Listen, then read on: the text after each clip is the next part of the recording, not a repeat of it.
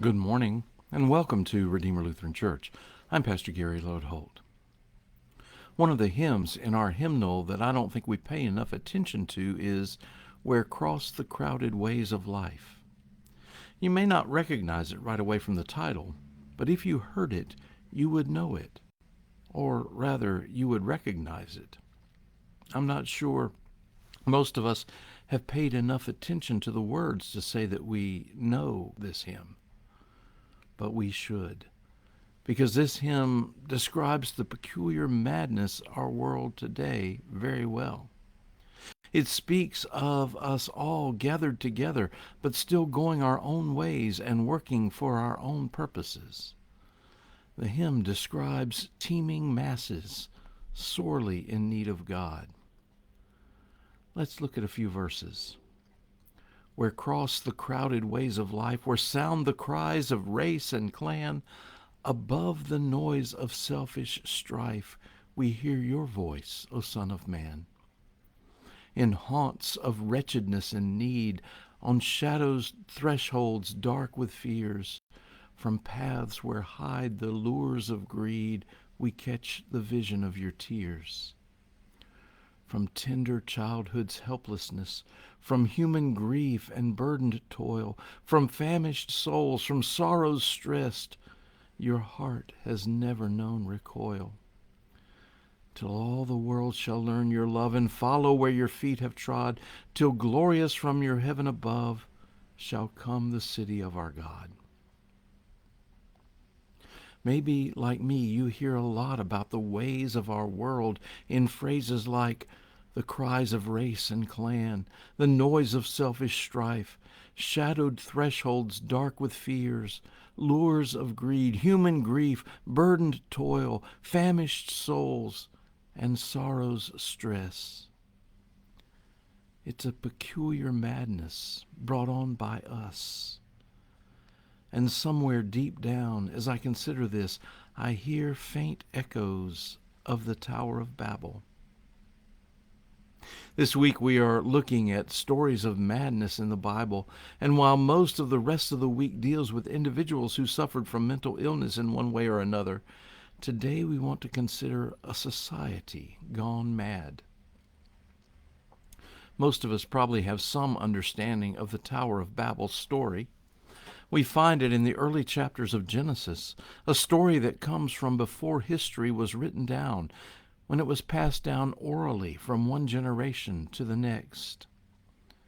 In these early days of civilization, the people began to come together and they all spoke the same language. Now that might certainly mean just what it says, that they all spoke the same language. But it seems to me that we might understand it a bit broader than that as well. It might be that the Bible is also describing a time when the people had the same mindset, the same goals, the same self-understanding. That's language on a deeper level than just the way our words sound. In fact, as you read the Bible story, it seems like that deeper meaning is the root of the problem. They come together and agree together to make bricks and build a city, and even more to build a tower in the midst of it that reaches to the heavens. Now, there's nothing wrong with a building project. What was wrong was that they wanted to build it to forget about God and instead glorify themselves. That's the point of a tower up to heaven, after all. Look, the tower proclaimed for them. We are gods ourselves.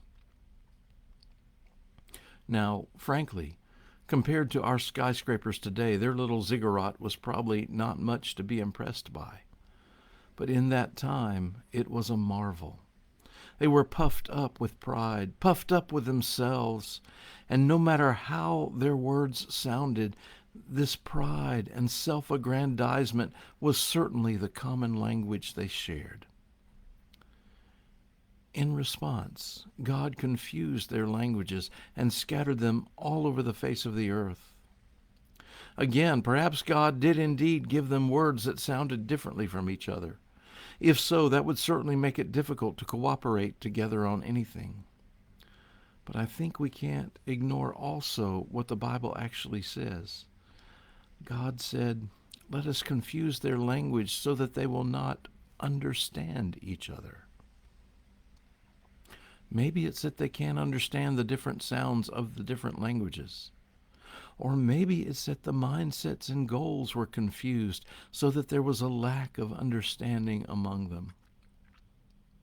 Or maybe, even more, it was that their pride and self-aggrandizement became personal, and they no longer were able to share common goals like building their tower. That's where I get concerned about the madness of our own society. There's a lot of self-aggrandized speaking in our world today, and not much understanding of one another. We don't listen well. We don't cooperate well. We don't have a shared focus on God, and instead we look out for ourselves and forget about the common good. In many, many ways, the echo of the Tower of Babel continues to reverberate today. Many have thought that the day of Pentecost was a reversal of the Tower of Babel. Like the Tower of Babel, different languages were given to the apostles. However, in the Tower of Babel story, the languages were meant to confuse understanding. And on the day of Pentecost, the languages were given to increase understanding. On Pentecost, languages were given so that the story of Jesus and God's love and grace could be heard and spread and understood by all the world. From that day on, we are given a new mindset, new goals, new understandings to share. Understandings about togetherness and sharing and God aggrandizement. This common understanding is the opposite of madness. In the hymn, "Where cross the crowded ways of life," many of society's ills are described, but each is also answered by other phrases too. We hear your voice. We see the vision of your tears. Your heart does not recoil from us. Amidst the madness of our world, God is with us. Till all the world shall learn your love and follow where your feet have trod, till glorious from your heaven above shall come the city of our God. Thanks for watching, and remember to let this day belong to God.